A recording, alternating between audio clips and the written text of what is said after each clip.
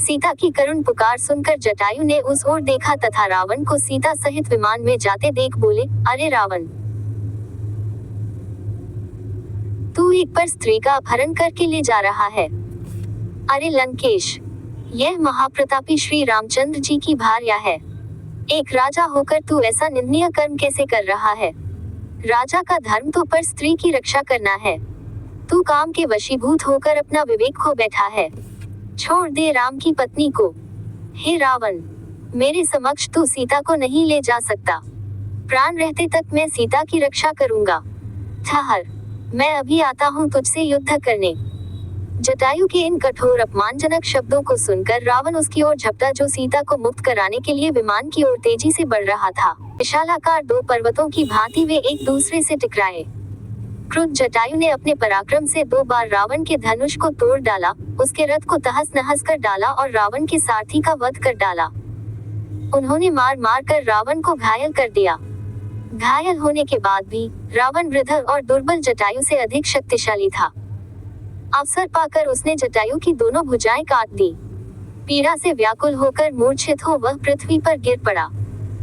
जटायु को भूमि पर गिरते देख जानकी हा राम, हा लक्ष्मण कहकर विलाप करने लगी। रावण ने सीता को उसके केश पकड़कर उठा लिया और आकाशमार्ग से लंका की ओर उड़ने लगा। उस समय उन्नत भाल वाली, सुंदर कृष्ण केशों वाली, गौरवर्णा, मृगनयनी जानकी का सुंदर मुख रावण की गोद में पड़ा ऐसा प्रतीत हो रहा था जैसे पूर्णमासी का चंद्रमा नीले बादलों को चीरकर चमक रहा हो।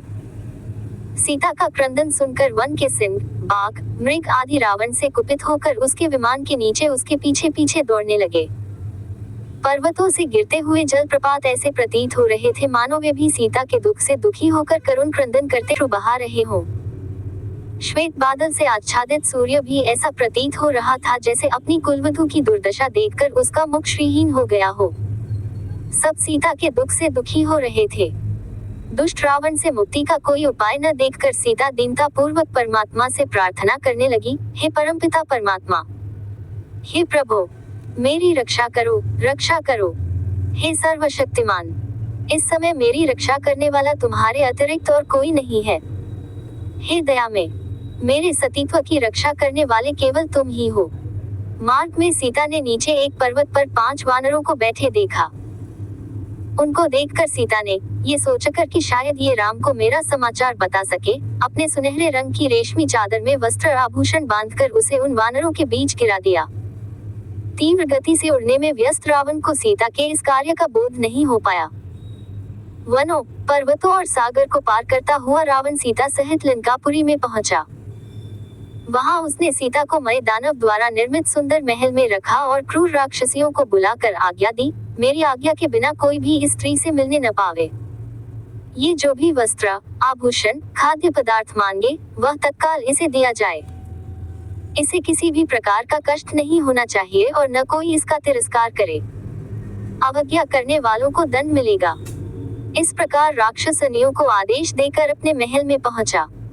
वहां उसने अपने 8 शूरवीर सेनापतियों को बुलाकर आज्ञा दी, तुम लोग जाकर दंडक वन में रहो। हमारे जनस्थान को राम लक्ष्मण नामक 2 तपस्वियों ने उजाड़ दिया है। तुम वहां रहकर उनकी गतिविधियों पर दृष्टि रखो और उनकी सूचना मुझे यथाशीघ्र देते रहो। अवसर पाकर उन दोनों की हत्या कर डालो। मैं तुम्हारे पराक्रम से भली भांति परिचित हूँ, इसीलिए उन्हें मारने का दायित्व तुम्हें सौंप रहा हूँ।